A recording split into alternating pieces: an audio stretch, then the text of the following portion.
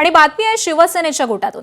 विधान परिषदेच्या 2 जागांसाठी शिंदे शिवसेनेमध्ये इच्छुकांची गर्दी ही अंतर्गत नाराजी सुद्धा मोठ्या प्रमाणावरती आहे। 2 जागांसाठी नीलम गोरे आणि बच्चू कडू या नावांची चर्चा आघाडीवर आहे। मात्र या दोन्ही नावांना विरोध देखील होतोय। नीलम गोरे यांच्या नावाला काही मंत्री आणि शिवसेनेमधील नेत्यांचा विरोध आहे। राज्यसभेप्रमाणे नवीन चेहऱ्याला संधी द्यावी असा अनेकांचा सूर आहे। तर बच्चू कडू यांचा शिवसेनेशी काय संबंध असाही प्रश्न पक्षामधील नेत्यांनी उपस्थित केलाय। त्याबरोबरच उमेदवारी द्यायची झाल्यास बच्चू कडू यांच्यासमोर शिवसेनेनं एक अट ठेवल्याची माहिती सूत्रांकडून कळतेय। तर प्रहार संघटना शिवसेनेमध्ये विलीन करावी असा प्रस्ताव शिवसेनेनं दिल्याचं कळतंय। त्यामुळे शिवसेनेमध्ये या 2 जागांसाठी आता कोणाच्या नावावरती शिक्कामोर्तब केला जाणार हे पाहणं अत्यंत महत्त्वाचं ठरणार आहे।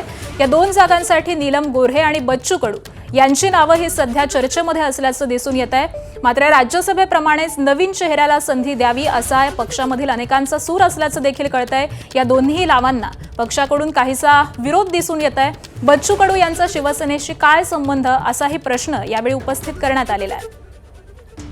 आणि याच सगळ्या संदर्भामध्ये माहिती जाणून घेऊयात। आमचे प्रतिनिधी सूरज सावंत सध्या आपल्या सोबत आहेत। सूरज, खरं तर शिवसेनेच्या वाट्याला परिषदेच्या 2 जागा आलेल्या आहेत आणि या 2 जागांसाठी नीलम गोरे आणि बच्चू कडूंचं नाव चर्चेत आहे, पण काहीसा विरोध होतोय। काय नेमकी कारण आहेत?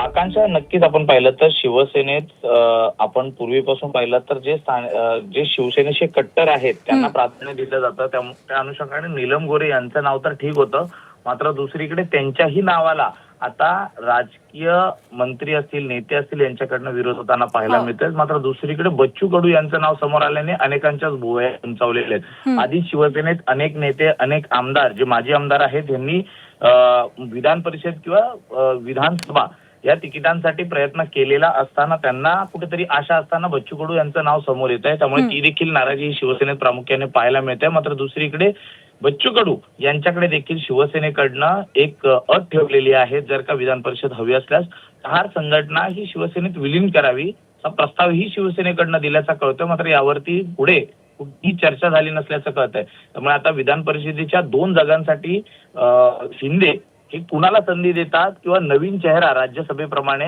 समोर आणतात हे पाहणं महत्वाचं आहे। मात्र यासाठी मोठ्या प्रमाणात लॉबिंग ही शिवसेने देखील अनेक जे आमदार आहेत, माजी आमदार आहेत, नेते आहेत, हे शिवसेनेत इच्छुक आहेत। आता त्यापैकी कुणाला संधी मिळते हे पाहणं महत्वाचं राहणार आहे। नक्कीच, त्यामुळे या 2 जागांवरती कोणाच्या नावावर शिक्कामोर्तब केला जातो पाहणं महत्वाचं असेल। अपडेट जाणून घेऊ। तुर्तास धन्यवाद सूरज या सगळ्या माहितीसाठी।